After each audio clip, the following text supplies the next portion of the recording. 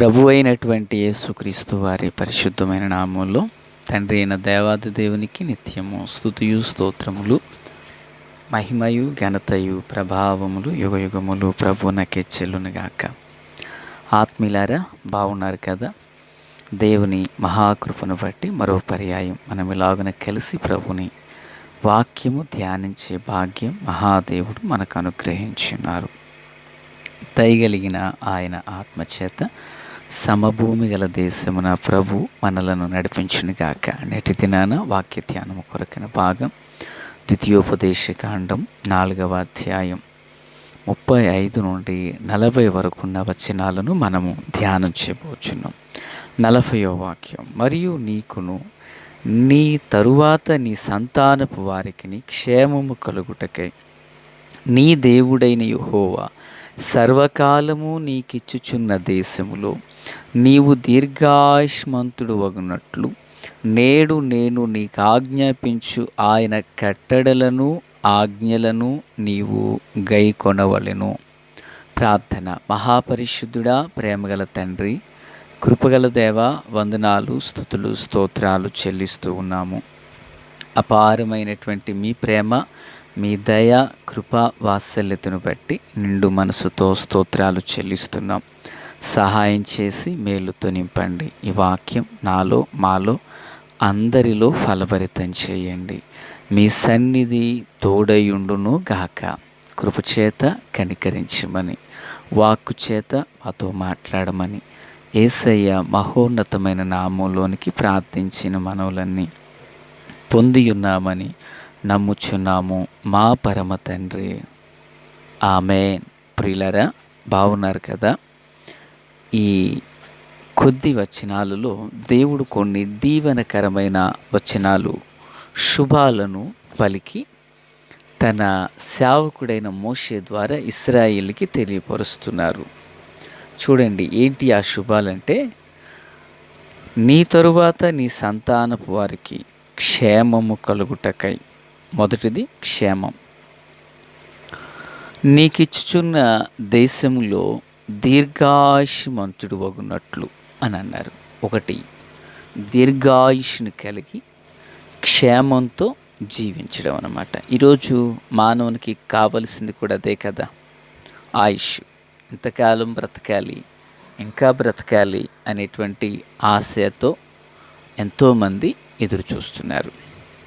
సరే, ఒకటి క్షేమము కలిగి, అది నీ ఒక్కడికే కాదు, ఇశ్రాయేలు, నీ తరువాత నీ సంతానం, ఆ తరువాత సర్వకాలం నీకు ఇచ్చిన దేశంలో నువ్వు దీర్ఘాయుష్మంతుడుగా ఉండాలంటే ఇదిగో ఈ కట్టడలను ఆజ్ఞలను గైకొనాలి అంటూ ప్రభువారు చెప్పారు. విందాం శ్రద్ధగా దేవుని మాటలు. ప్రియులరా, ఏం చేయాలి మరి? ఈ రెండు శుభాలు, ఈ దీవెనలు కలగాలంటే రెండు మాటలు ఉన్నాయి. ఒకటి, నీవు కట్టడలను ఆజ్ఞలను గైకొనాలి. కట్టడ, ఆజ్ఞ రెండు ఒకటే. వాటినట ఒక మనుషుడు గైకొనాలి అంటే అనుసరించాలి లేక పాటించాలి అని దీని యొక్క భావమునై ఉన్నది. దేవుని ఆజ్ఞలను గైకొనుట వలన, దేవుని యొక్క వాక్కులను ధ్యానించుట వలన, ధ్యానించి వాటిని పాటించుట వలన మనుషునికి ఈ ఆశీర్వాదాలు, ఈ శుభాలను కలిగి జీవించిపోతున్నాడు. దేవుని పిల్లలుగా మన జీవితంలో ఈ విషయాన్ని మనం గుర్తుపెట్టుకోవాలి. ఏంటి అంటే పిల్లరా, దేవుని ఆజ్ఞను ఎవ్వరు గైకొన్నా దాని వెనకాల దీవెన కలుగుతుంది. బైబిల్ ఏమని సెలవిస్తుందంటే, ఆజ్ఞ దీపముగాను ఉపదేశము వెలుగుగాను ఉండును అని. అంటే దేవుని ఆజ్ఞ మనిషిని దైవికమైన క్రమములో నడిపిస్తుంది.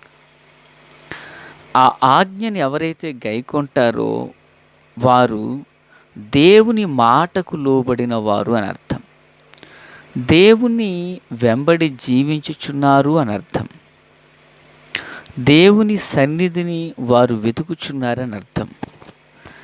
ఆజ్ఞ వెంబడే సూత్రము ఎలాగునైతుంటుందో, దేవుని ఆజ్ఞతో కూడా కట్టడతో కూడా ఒక క్రమబద్ధీకరమైన జీవితం, దానిలో దైవాశీర్వాదము ఉంటుంది. దేవునికి మహిమ కలుగును గాక. దానిలో దైవాశీర్వాదం ఉంటుంది. ఎప్పుడైతే ఒక మనుషుడు ఆ దైవికమైన ఆజ్ఞకు లోబడుతున్నాడో, దాని వెంబడి దీవెన కూడా అలాగే పొందుకుంటాడు. ఒక మాట చెప్తాను. దేవుడు ఏదెను వనంలో ఆది పితరులకు ఒక విషయం చెప్పారు. ఈ తోట మధ్యలోనున్న చెట్ల ఫలాలలో ఏ ఫలాన్నైనా మీరు తినండి. ఈ మధ్య ఒక చెట్టు ఉంది, మధ్య భాగంలో. ఆ చెట్టు ఫలాలు మీరు తినొద్దన్నారు.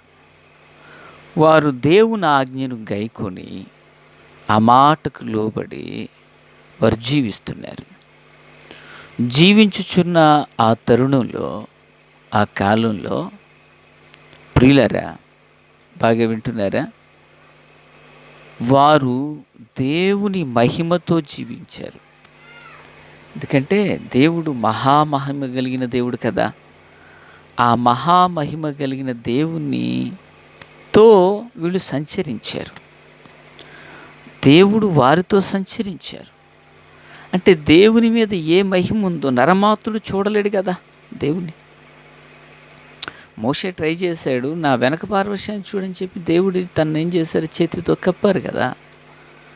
అయితే ఆదామవ్వలు అలా లేరు, దేవుని ముఖాముఖిగా చూస్తున్నారు వీళ్ళు. అంటే వీరి మీద కూడా ఏమున్నది, మహిమ ఉంది. మహిమ ఎలా వచ్చింది?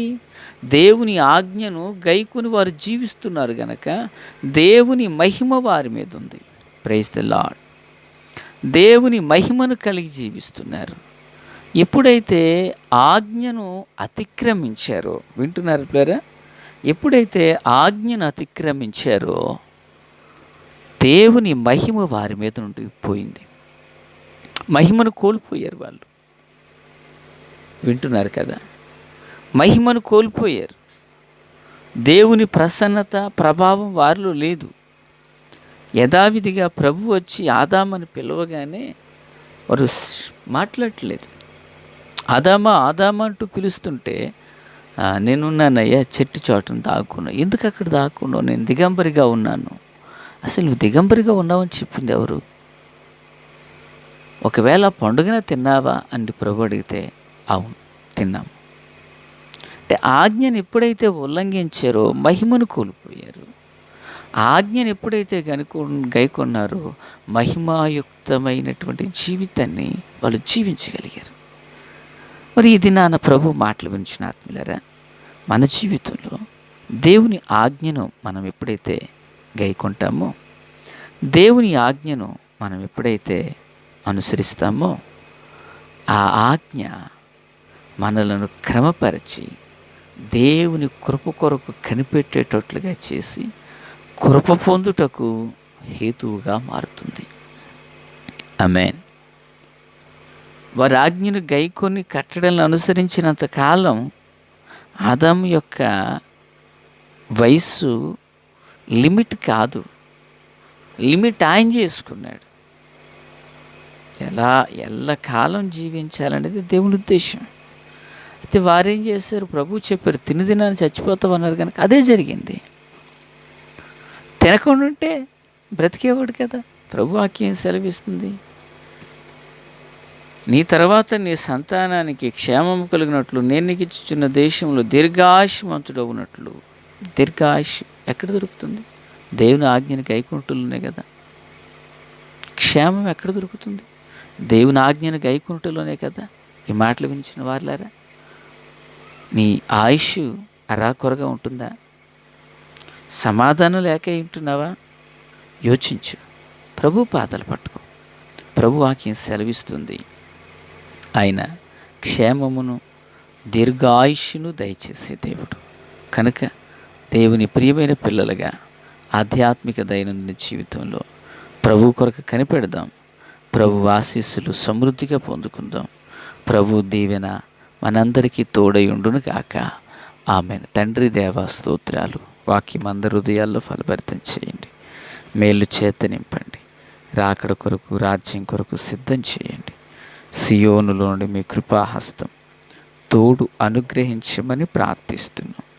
కృపా కాపుదల కనికరాలు దయచేయమని, మహిమ పొందమని యేసుక్రీస్తు వారి పరిశుద్ధమైన నామంలోనికి ప్రార్థించిన మనవులన్నీ పొందియున్నామని నమ్ముచున్నాము మా పరమ తండ్రి.